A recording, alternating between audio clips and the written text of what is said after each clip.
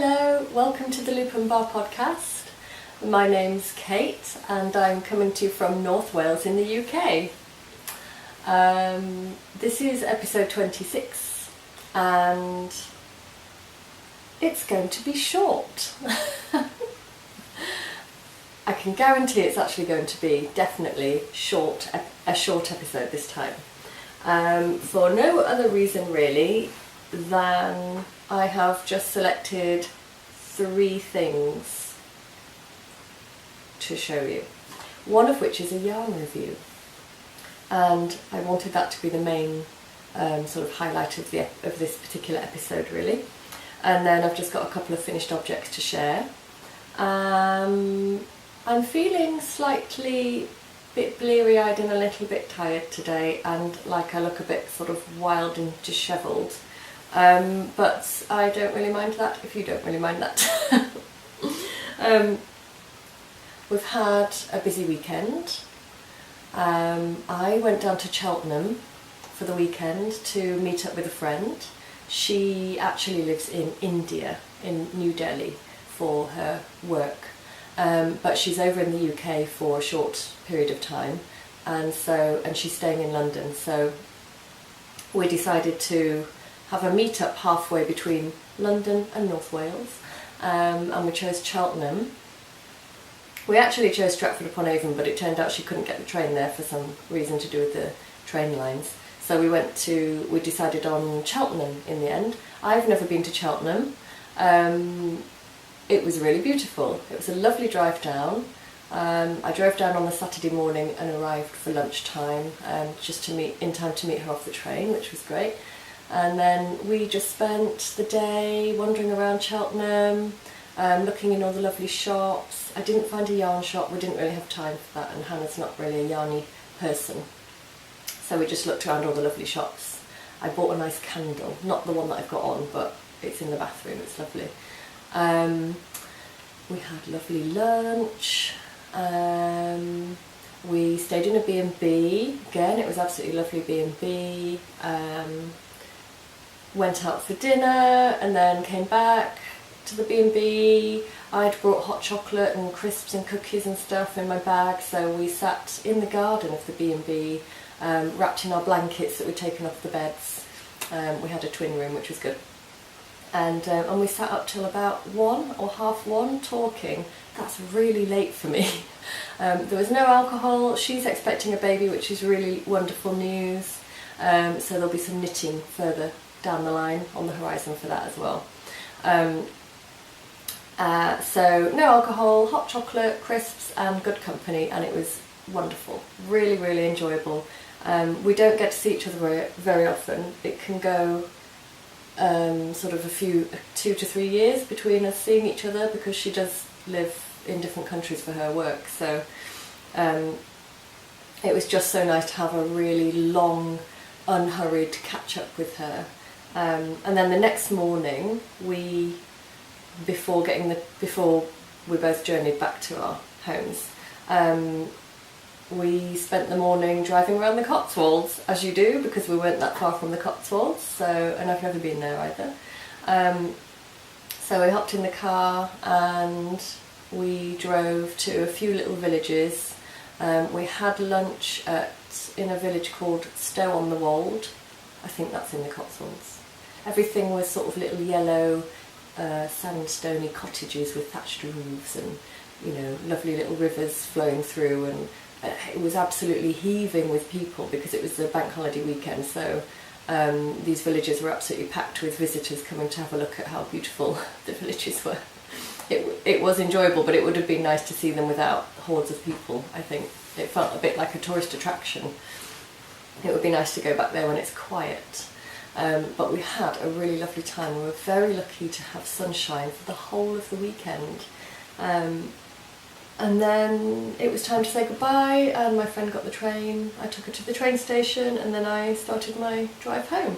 And it was a lovely drive. I put into the sat-nav the route to avoid all of the motorways, if that's possible and it doesn't put too much time on my journey, then I usually do that.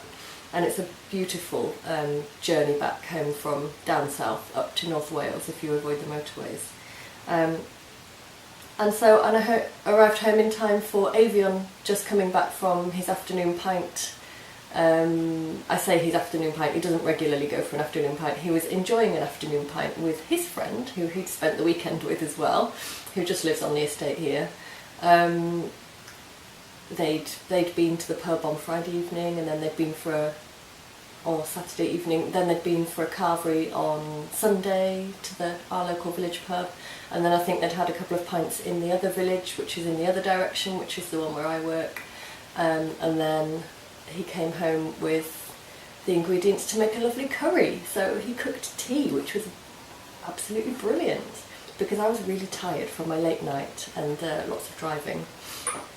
And that was Sunday, and then yesterday, which was Monday, and this is confusing because I now feel as if today is Monday, because all of yesterday I thought was Sunday. Very confusing to me. So yesterday, Bank Holiday Monday, of course Avion wasn't working, and neither was I, so we decided to go for a walk. He'd left his car in the village where he'd had a pint.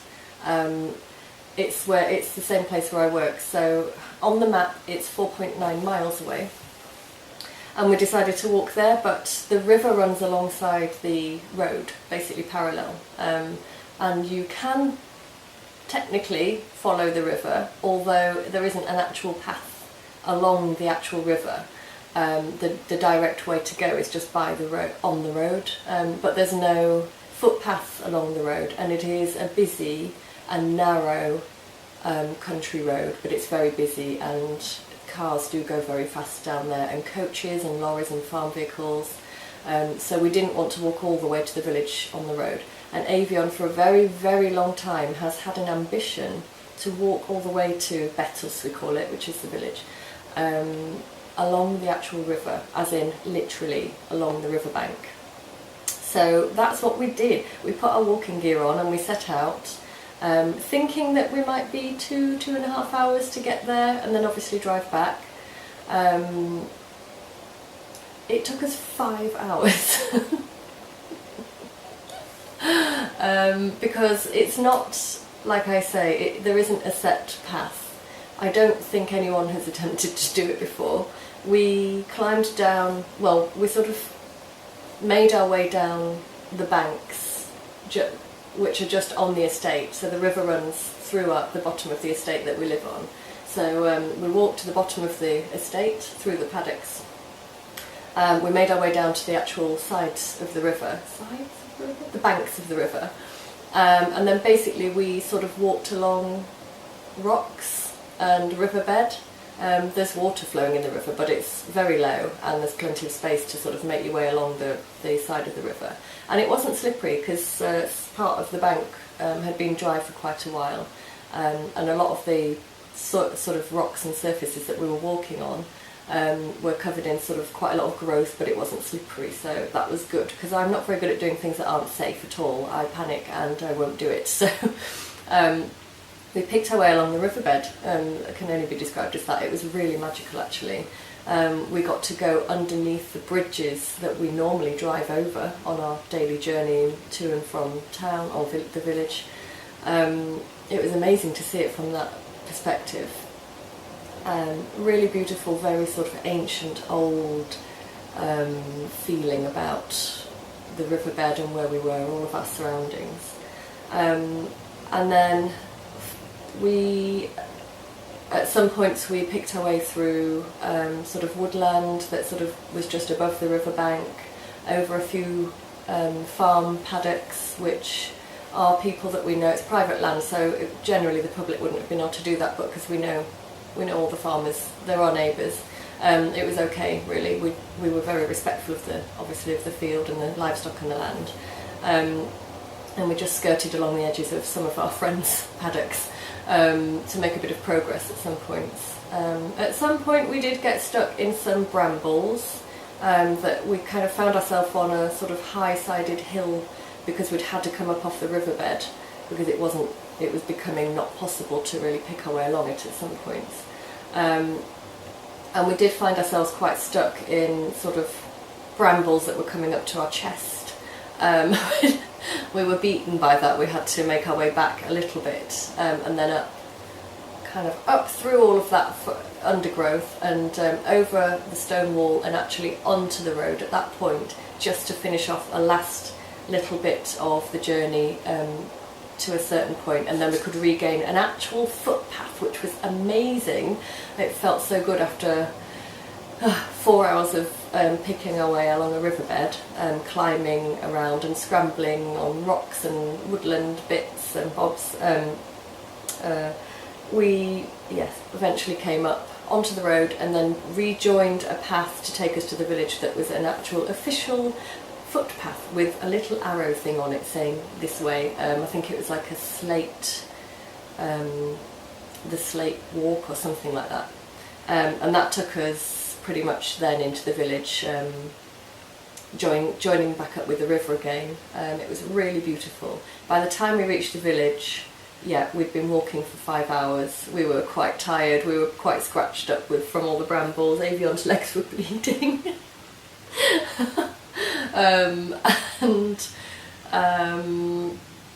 We were tired and hungry, so we popped into the shop. We bought some oven chips, and when we drove home, we just put those in the oven with some fish, and that was it. Avion did that while I had a bath. So woke up a little bit achy this morning, and a little bit bleary-eyed, like I could probably sleep for a few more hours, although I did sleep very well. But very determined to do a podcast episode. So it is Tuesday today, and I shall consult my clock because I have a new clock in the room. It is 11:30 in the morning. I'm hoping to do this podcast in about 20 minutes. Very aware I've already just spent about 10 minutes talking. Not that I want to rush through it.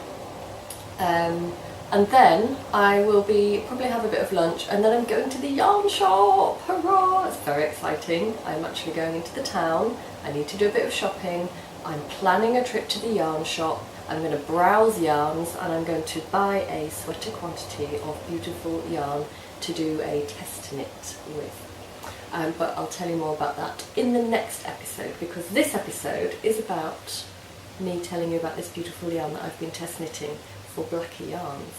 So I mentioned it in the previous podcast episode. I haven't got the ball of yarn here to show you because I've knit it all up into these samples that are in front of me. But I will hopefully try to put a little bit of footage in here, maybe while I'm talking, or maybe I'll just pause myself talking and show you the yarn in its ball form.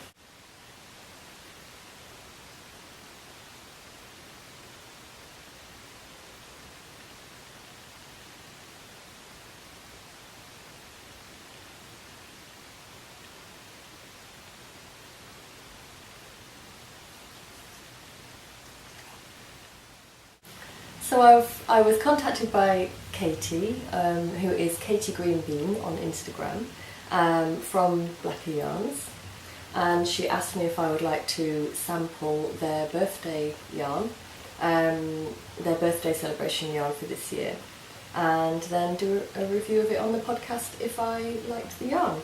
So I said, of course I would, that would be absolutely lovely. I was really excited. Blacky Yarns is a company that I've been admiring from afar for a really long time. I don't know, now that I've got this yarn, I have no idea why I haven't ordered any of that yarn and tried it for myself before, because having tried this particular yarn, I now want to try all of their yarn. This is beautiful, beautiful yarn. And so it's called Brushwork. And I'm going to just read a little quote for you so that I can tell you, I've written a few details here so that I don't forget to tell you some of the important information about it just before I get to showing you the sample. So Katie gave me some of the information about the yarn.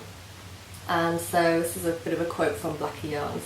For our very special birthday yarn this year, we've created a blend that's truly one of a kind, combining fine, rare British fibres with painterly inspiration.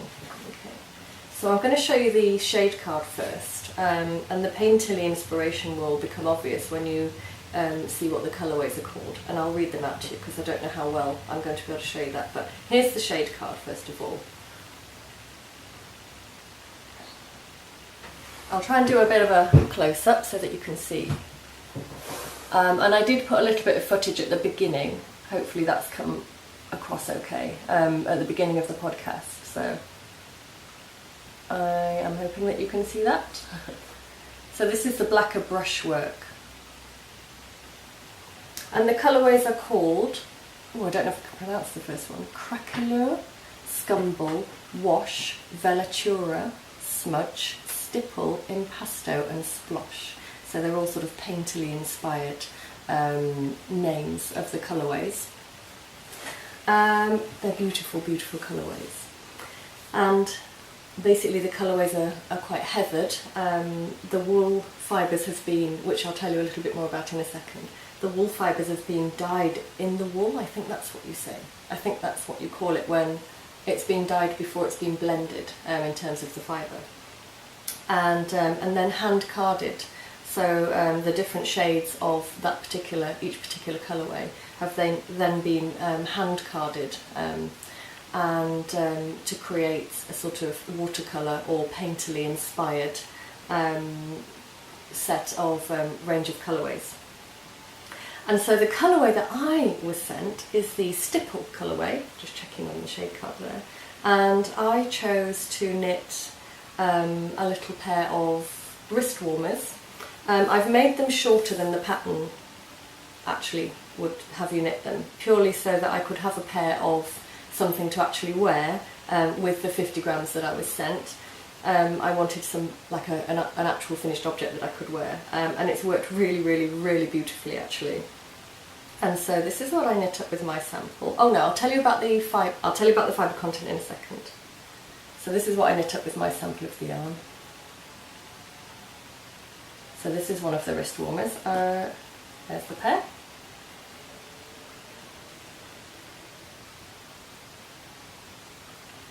One of these, the cable, I probably wasn't concentrating well enough. Yeah. And the cable's gone a bit wonky. So this is the good one. That I just needed to snip the end off there. This is the good one in terms of I didn't mess the cable up. And I'll tell you about the pattern in a second. But this hopefully is showing you how beautiful the yarn gives the stitch definition to cables. There's the cable, and then of course it's on a bit of garter stitch background, and then the rest of the glove, or wrist warmer should I say, is stocking stitch. It's really nice to see how the yarn knits up in just a plain stitch actually, and then of course there's the rib as well. And I'm going to wear these when it gets a bit cooler, probably at work, because the back of my hands gets cold. The backs of my hands do tend to get cold when I'm at work using the computer, and yet if I wear fingerless mitts, the thumb and finger parts of those tend to get in the way for me, so this is how I'm going to wear them. The original pattern would have you knit them longer and then have a slit here so that you can poke your hand through, but I actually prefer it this way. It's worked out really well for me that they're very short. They'll just meet my cuff, the cuff of whatever it is I'm wearing, and they'll just keep the backs of my hands warm, so they're really beautiful. Oh.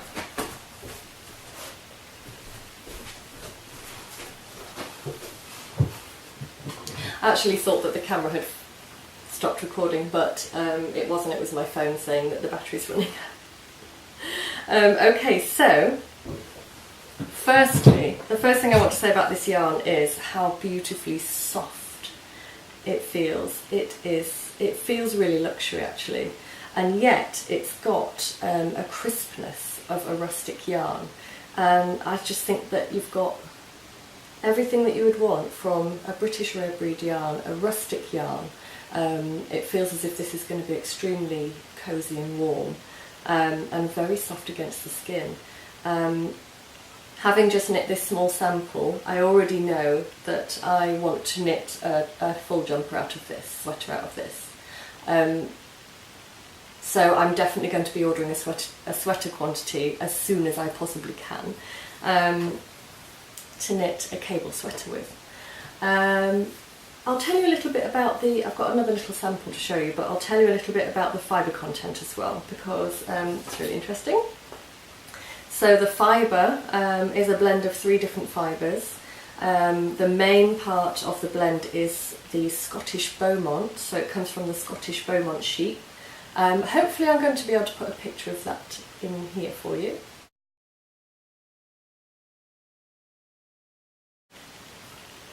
And I've quoted a little bit from, again, from Blacker Yarns. They tell you a little bit about a bit of information about the fibre and the yarn itself. So the Scottish Beaumont, the fibre is renowned for its superb fine quality, the majority of which goes into luxury garment manufacturing.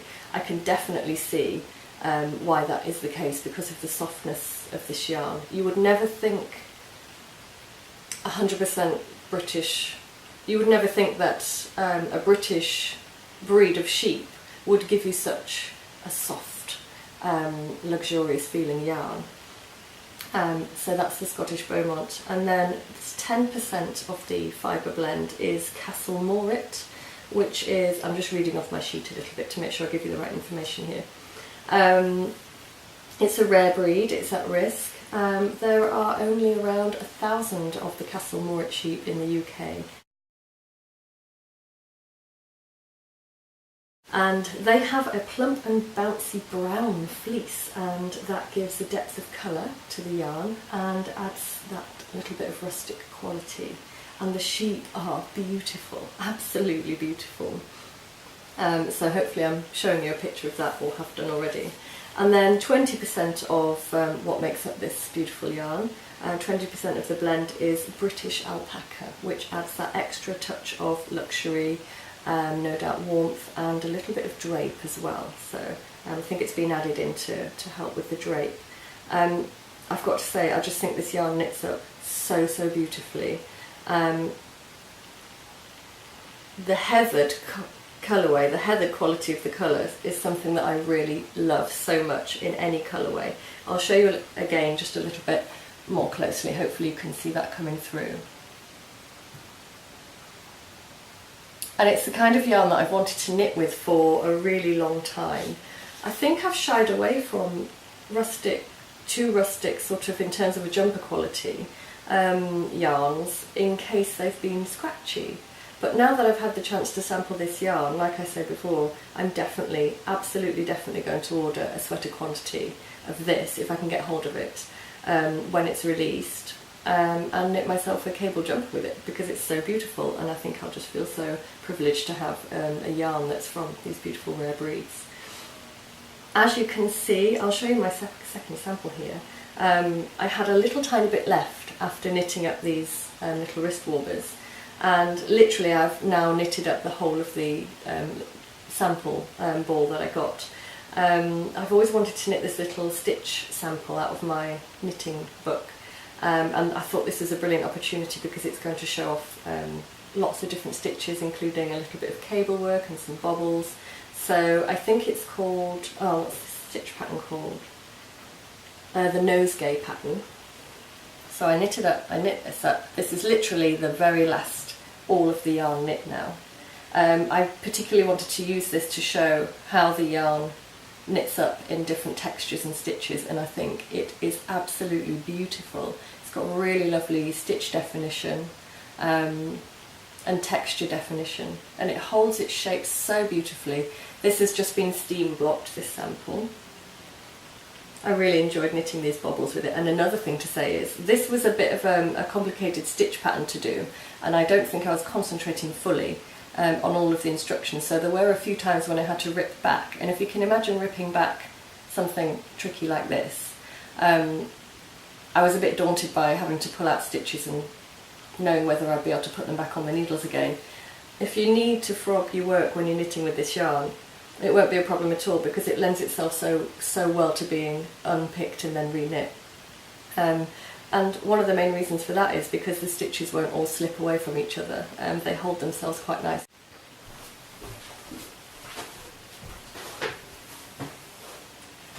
So I thought it was a perfect yarn for if you need to frog, if you need to pull back your work and reknit it. You don't need to worry about that nervousness of unpicking your stitches as well. But mainly it just knits up into the most beautiful stitch definition and textures. I just think it is so gorgeous. I can imagine a cardigan. I'm sort of having dreams of knitting a cardigan in this yarn, possibly with something like this nosegay pattern that would go sort of up the front bands, so that could be a possible future design idea for me. Depends how long the yarn lasts, because I think it's going to be a limited edition yarn. I'm not sure how much is going to be available, but it is their Blacker Yarn's birthday yarn, so I don't think it's in their permanent range. So if you think you like the look of this, you definitely need to check out their website. The yarn is going to be released on the 28th of September, but if you are going to Yarndale, I am told by the lovely Katie that they will be at Yarndale, and there will be the Brushwork yarn on sale at Yarndale, so you can sneak in early and get yourself some of this Brushwork yarn there. Yarndale is a wool festival, if you don't know, in Skipton in the UK, and it's held on the, I'm looking at my notes here just to check I get the dates right. It's held on the 23rd and the 24th of September of this year, so 2017. So if you go into Yarndale, look out for this lovely Brushwork yarn. There's the back of the shade card. And the ball bands, I got a few of the ball bands. Katie has designed these. Actually, I've used one as a bookmark. I've got 3 to show you. Katie designed the ball bands. Using some inks and watercolours just to get that lovely, to echo that lovely design element of the inspiration of the yarn. So it says sport on here. It's kind of knit up for me like a double knit weight, but it's saying sport on the label. I'm sure Katie said it was like a double knit weight. I'd describe it as being like a double knit weight really, so sport weight double knit. I have knit these samples on 4mm needles. Let me just check, because that was the needle I used. Yeah, on my 4mm Knit Pro Zings. So that's the kind of gauge. I don't know the gauge off the top of my head actually, but for me it would be the sort of gauge that I would get with double knit yarn. So I've knit a really beautiful fabric for me, what for me is a perfect gauge on 4mm. So I suppose you could expect to sort of use around that size needle to knit this lovely yarn with. Now, do I need to tell you anything else about it except for how much I love it? I don't think I need to tell you anything. I think I've told you all the details that I can remember, hopefully. I definitely know that I'll be talking more about this yarn in future episodes of the podcast if I manage to get my hands on a sweaty quantity of it. I already know that this is the colourway that I'd like to use. It's the Vellatura colourway, this blue. So I'm planning a sweater in this colourway. Whether I'm going to be able to get hold of it a little bit early, I'm not sure. If not, then I'll order it on its release date on the 28th of September. I think I'll be camped by my computer, ready and waiting with my card next to the computer to order that yarn. I'm definitely going to snap myself up a sweater quantity of that. And there is a jumper that I'm actually, not the jumper that I showed you last week, that I'm planning to cast on, which I haven't done yet. But there's another jumper that I'm going to be casting on in the next few days. I was kind of hoping, well, wondering if I would be able to get hold of this yarn early. I'm not sure if that's going to be the case. But I definitely will be using this yarn to knit a very similar jumper, if not the same one again. But the jumper I'm going to be knitting is a test knit, and for a lady called Julia VR. Julia VR Knits on Instagram, and it's her first ever pattern design, jumper pattern design.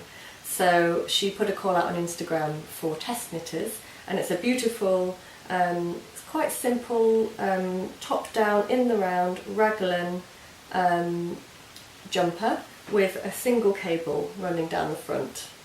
It's the absolute perfect jumper to go with this beautiful yarn. This is the yarn that's, in my mind, I've been dreaming of making a jumper out of. and then all of a sudden it popped into into existence and somehow found its way into my hands. And then that particular pattern is the pattern that I've been thinking and dreaming of actually knitting myself a jumper in. I have a very old, bobbly, falling apart blue jumper in a similar sort of colour to that Velatura colourway that literally it needs to go. It's time for it to be thrown away now.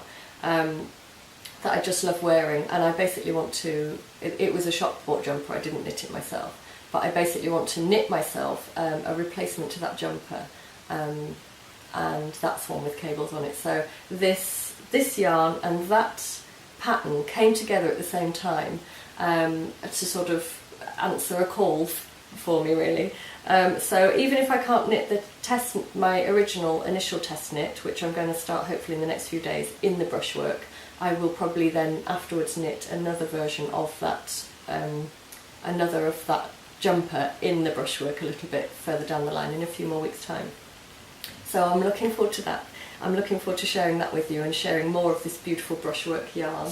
I'll just show you the Blacker Yarns leaflet. So in case you don't know how to spell it or haven't heard of it, that's Blacker Yarns. And Blacker Yarn are down in Devon, I believe. No, sorry, Cornwall. Sorry, Devon. Sorry, Blacker Yarns, it's in Cornwall. I used to live there. So they're in Launceston in Cornwall. And, whoops, they use British yarns for all of their British breeds, British fibres for all of their yarns. They've got a really beautiful blend of yarn, and Melody of Mandarins really likes Blacker Yarns, and that's how I know about them and how I've come to really admire them. So I'm definitely going to be looking into trying some more of their yarns a bit further down the line, so look out for that on the podcast as well. So thank you, Katie. I just want to say a big thank you to Katie, if she's watching this, for thinking of me when you were thinking of who you'd like to send your samples to and ask them to do a review. I'm really, I feel quite privileged and honoured that you chose me to do a review, and it's an absolutely 100% genuine review. I really love this yarn, it's so beautiful. I just want to emphasise how soft and crisp this yarn is knitting up, and what beautiful colourways are in the colourway range. And I can't wait to get some more of this yarn and knit a whole garment in it. It's going to be wonderful. So thank you, Katie, for sending me that.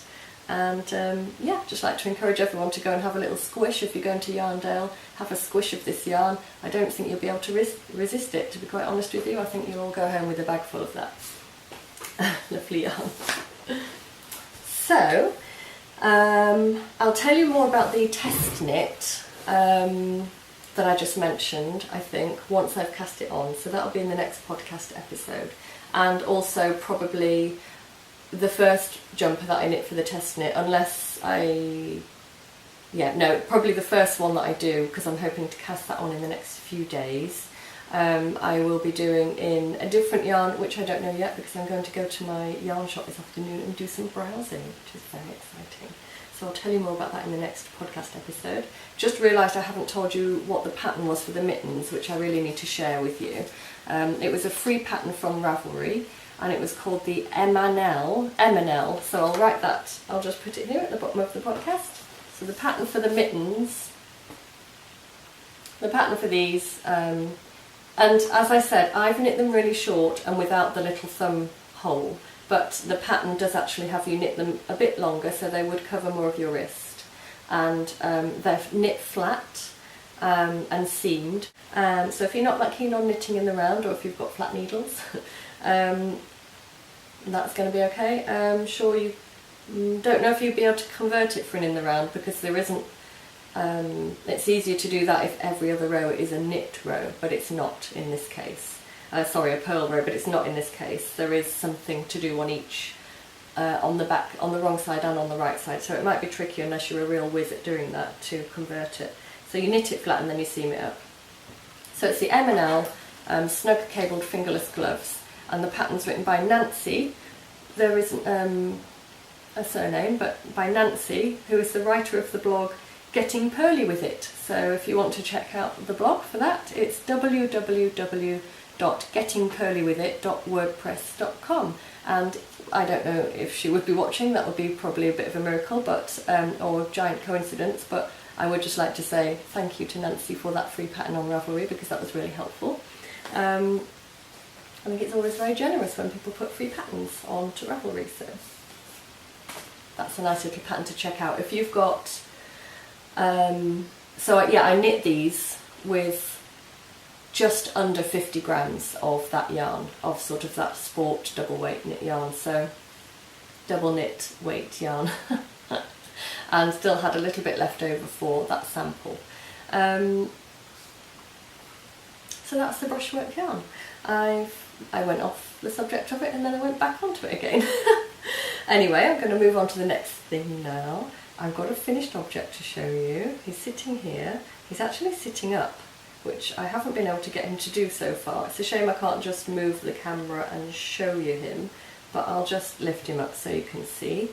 If you watch my previous episode of the podcast, you'll know that I'd cast on a bird from this book. I'll briefly show you the book again because I totally forgot to read out the name of the authoress should I say, which I actually can't do because I can't pronounce, so I'm going to just do that so that you can see a close-up hopefully. Very, very hopefully you can actually see the name of the lady. On Instagram she is Knit for Victory, and she's called Nikki. She's very active on Facebook, Twitter and Pinterest, and she sells on Etsy, which I didn't know because I hadn't read the inside cover of this book, so I think I might check that out later. And she has a blog, knitforvictory.co.uk, so if you're interested in finding out more about this lady, you can follow her on Instagram, Knit for Victory, or check out her blog. So I did this last week, so I'll do it really briefly again. Knitted birds. Now, the bird I've knit technically wasn't in there, but I basically followed the pattern for the raven, as I explained in my previous podcast, so I won't say too much more about that because I don't want to repeat myself too much. And then basically put an orange beak and orange legs on instead of the black ones for the raven to make a chuff. And here he is. I am really, really, really, really, really, really pleased with this. I really hope that it's going to focus okay, because I don't know what's going on in the background. I'll put him closer to the camera so that it'll focus. Sorry, probably bad showing again. Really, really hope it's showing you this chuff nicely. His legs are made with wire. So I've knit this in Debbie Bliss Blueface Leicester, and it's the black. I don't know if it's got a name, but it's just like a jet black really colourway. It's really nice yarn. I've used up nearly the full ball. I think it was probably a 50 gram ball of yarn, and there's a little bit of alpaca out of my stash here for the beak. In the book they just tell you to make a beak out of felt, but I didn't have any orange felt, so I just knitted. They give you a template, so I just knitted a shape in the same shape of the template and made it out of knitted fabric instead. And then I've got some beads for his eyes. I don't know if you can see that up close. I'm probably doing some really, really bad showing techniques here. He's got a bit of wire in his tail to make it sort of stand where it should do, and a bit of wire in the wings. I suppose you could use cardboard if you didn't want to use wire, but I had some florist wire from making the wreaths that I've made. I haven't done any of those this year, but I've got some florist wire, so I used that for just giving a bit of shape to the wings and to make the legs with. And the legs are just made with one loop of wire through here in a sort of U shape, and then another piece of wire, just use my jewellery pliers to bend it into shape, and then attach them on, and then just put the orange yarn through it. So there he is. And the wings are knit in separate pieces, so you knit these pieces all separately, and the front and the back of the wing separately, and you stitch it all together. It was a lot of fun to stitch up actually. I'm really, really, really pleased with him. Oh, I just want to knit loads of these birds now. This is a gift for my brother-in-law, Avion's brother-in-law technically, Avion's sister's husband, who I mentioned before, is a bird tour guide, and he wanted a chuff to put in his bird tour guide van. So now he has a chuff. Next time I see him, I shall be giving that to him. And perhaps he'll name him, I don't know. Maybe I'll let you know. So that's my knitted chuff. I'm really chuffed with him. I never do puns like that. That was very cheesy, but I'm not even ashamed. I'm not taking it back. I'm going to keep that in there. I'm really pleased with him, and I definitely know I'm going to be making more birds. So I think I'll have a little browse through that book later with a cup of tea and choose my next bird to knit to show on the podcast. That could be a regular feature for about a year, because there's so many birds in there and I want to knit all of them. Could be like a new bird each podcast maybe, or every few maybe. And the last finished object, I couldn't even say that, the last finished object that I want to show you, you might have spotted it in the background. Oh, I don't know if I just made the camera wobble then, not sure. Is, ta-da, my succulent wreath from the Molly Makes magazine, project pages sort of thing. I won't show you the Molly Makes magazine again because I showed you it last week. It'll just be like a repeat of last week's podcast episode. But here is my finished wreath, and I don't know how easy it is going to be for me to show you it because it's got a hole in the middle, so the camera might just focus on my face. Maybe if I stand up and do that. I'll try a few things and we'll just hope for the best. I can hear the camera focusing, so it's doing something. I'll just pop the wreath a bit closer so that you can see a close-up with a bit of luck. I'll just turn it round. I've showed wreaths on the podcast before, haven't I? But real flower ones, they usually work.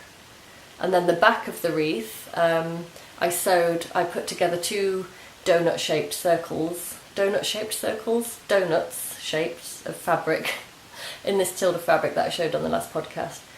Basically just stitched a great big circular sausage and then stitched it together at the top. It's not the neatest stitching, so don't take too much notice of that. But it was a bit fiddly and a bit of an unknown sort of technique. But it's worked really well, and I stuffed it with some wool stuffing that I've got. I still have to put a little loop on the back so I can hang it on the wall, but for the time being I think it looks lovely on my dresser.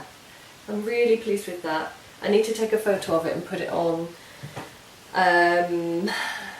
Instagram and tag Molly Makes, because they'd asked me to share a picture of the finished object. So there it is. It's not 100% balanced in terms of symmetry. It's not 100% circular, you know, but it's quite hard to make a perfect circle out of a stuffed sausage.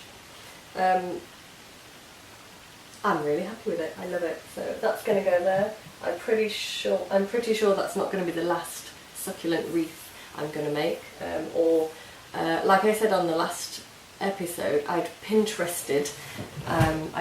a lot of examples of felt flowers, and I've got some felt left over from that, and I love using the glue gun. It was loads of fun. So I probably will make some more felt flowers. Maybe I'll put them onto sort of those willow woven wreaths, because there's a lot of examples on Pinterest of those and they look really beautiful. They'd make really nice gifts as well. And so I think that is everything that I want to show you today. I think I've got it in to about half an hour, possibly a bit more than that, but it's still a lot less than my usual podcast episode. I hope I've done a nice job of telling you about the Brushwork yarn. I'm a really big fan of it. I'm totally in love with that yarn. I'm definitely going to be ordering more, and you will be seeing a sweater, hopefully, fingers crossed, being knit in probably next month, so a couple of podcast episodes, maybe 1 or 2 down the line. And hopefully in the next episode I'll have started my test knit in whatever yarn I go and get this afternoon from the yarn shop.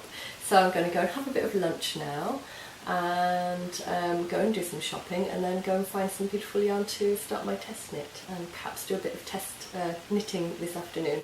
Okay, so thank you for watching, and I hope you all have a very lovely week ahead. Sound like a weather person there. Hope you have a lovely week and enjoy lots of lovely knitting or sewing or crocheting, and I will see you in the next podcast episode. Bye!